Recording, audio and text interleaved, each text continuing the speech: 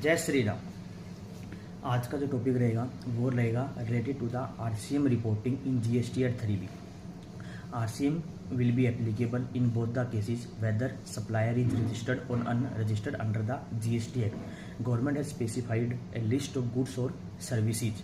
If you fall under these categories, then RCM will be applicable even supplier is registered. It doesn't matter whether he is registered or not, whether the person who is supplying the goods or services on which RCM is applicable, the recipient has to pay the RCM and he is eligible to take the ITC if it is eligible. So RCM liability should be disclosed in the table 31D of the GST at 3B.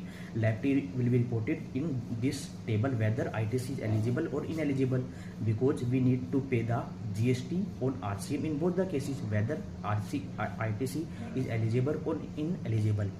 And after that we will report the ITC in table 4A2 if it is related to the import of service, and if normal अगर वो है then it will be reported in 4A3 means any goods or services which is purchased from India, then that ITC will be reported in table 4A3.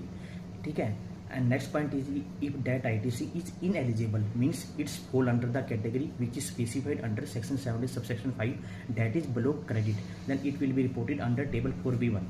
Now taken first example कि you have to pay the RCM and that ITC is eligible, then it will be reported in table 31D, that is the payment of RCM.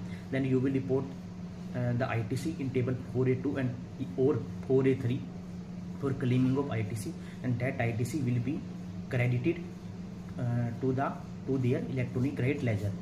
Next question, if RCM liability अपने को पे करनी है but that ITC is ineligible means it's fall under section 70 subsection 5 like cab service, अपने को उस पर RCM देना पड़ेगा but that ITC is ineligible under section 70 subsection 5, then liability will be reported under table 31D and the ITC will be reported table 4A3, and that is below credit, as well as it will be reported under table 4B1.